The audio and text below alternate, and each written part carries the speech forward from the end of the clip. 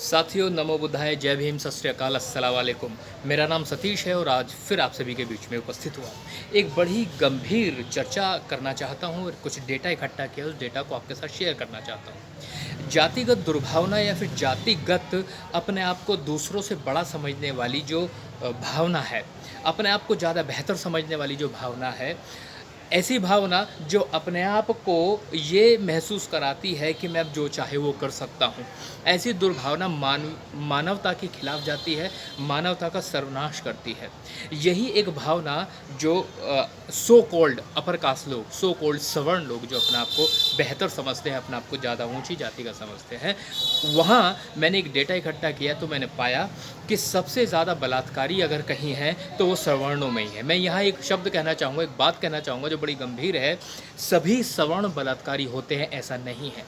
सभी सवर्ण बलात्कारी होते हैं ऐसा नहीं है। सवर्ण बहुत अच्छे लोग भी होते हैं, लेकिन अधिकतर बलात्कारी सवर्ण ही होते हैं। ऐसा क्यों है, ये मेरा सवाल है। मैं फिर से आपके सामने सवाल रख रहा हूँ, अधिकतर सवर्ण ही बलात्कारी क्यों होते हैं, ये मेरा सवाल है। इस सवाल का जवाब जरूर दीजिएगा। एक डेटा मैं आपके सामने पेश करता हूँ। पूरे देश में एक बहुत बड़ा केस फेमस हुआ था, निर्भया रेप का।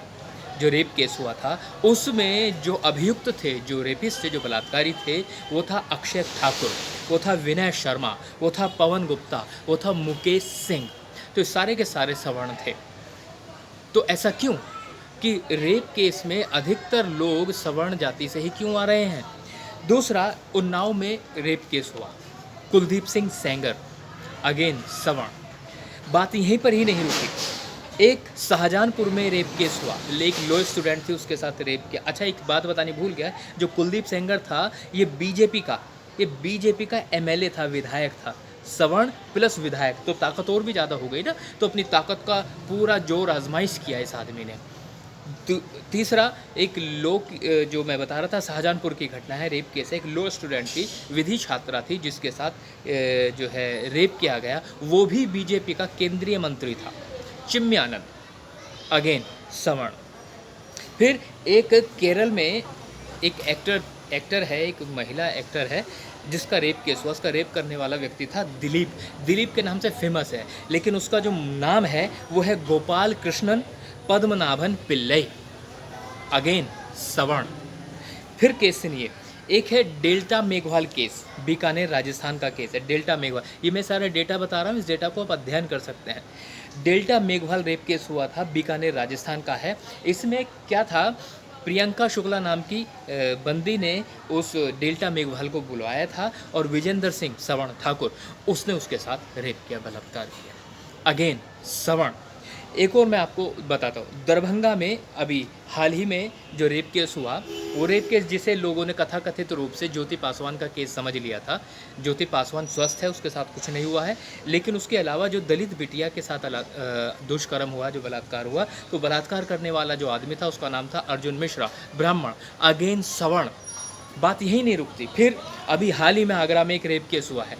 आगरा में एक 8 साल की बच्ची के साथ जो रेप किया गया है, वो रेप करने वाले आदमी का नाम है हरीश ठाकुर। कानपुर में 22 साल की एक लड़की के साथ रेप हुआ था, है ना। 22 साल की लड़की के साथ रेप हुआ। उसे रेप करने वाले आदमी का क्या नाम था? समीर अग्रवाल और अमित अग्रवाल। मेरा सवाल बिल्कुल सिंपल है, सभी सवर्ण बलात्कारी नहीं होते, मैं स्वीकार करता हूँ, वो अच्छे लोग भी हैं, लेकिन अधिकतर सवर्ण ही बलात्कारी क्यों होते हैं? जानते हो, उसका जो विश्लेषण मैं कर पाया हूँ वो ये है कि जातिगत दुर्भावना उनकी खोपड़ी में घुसी हुई है। वो ये सोचते हैं कि क्योंकि मैंने फला जाति में जन्म ले लिया है तो मैं ज़्यादा ज़्यादा ओहदेदार हूँ, मेरे पास ज़्यादा रसूख है, मेरा जो है रुतबा ज़्यादा बड़ा है। अपने आप को ज़्यादा बेहतर समझने की भूल वो लोग कर बैठते हैं और जो चाहे वो करना चाहते हैं। जैसा कि इतिहास गवाह है इस बात का कि इन लोगों ने जो चाहे वो किया तो है, वो इनके खून में अभी भी शामिल है, अभी भी इनके खून में शामिल है। मैं कहता हूँ भारत में लोकतंत्र आ गया है, गणतंत्र आ गया है। सवाल पूछना चाह रहा हूँ भारत की व्यवस्था से, भारत की न्यायपालिका से सवाल पूछना चाहता हूँ, भारत की विधायिका से सवाल पूछना चाहता हूँ, ये कब तक चलेगा? कब तक चलेगा कि हमारी बहन बेटियों के साथ अत्याचार इसी तरह से होता रहेगा? ये दुष्कर्म कब तक चलेगा? अब ये दुष्कर्म रुक जाना चाहिए। नहीं तो याद इतिहास गवाह है इस बात का, जब अति हुई है तो लोग सड़कों पर आए हैं, और जिस समय हम सड़कों पर आएँगे तो 2 अप्रैल को भूलना मत, 2 अप्रैल दोबारा फिर भी कभी भी हो सकता है। मैं चेतावनी दे रहा हूँ उन बलात्कारियों को, कथाकथित बलात्कारी को, जो मुख्य रूप से सवर्ण समाज से आते हैं, वो अपनी इन हरकतों को करना बंद करें, अन्यथा हमें सड़कों पे आने से कोई नहीं रोकेगा। इन्हीं शब्दों के साथ मैं सतीश आप सभी से विदा लेता हूँ। फिर किसी मुद्दे के साथ आपके बीच में उपस्थित रहूँगा। तब तक के लिए जय भीम, नमो बुद्धाय,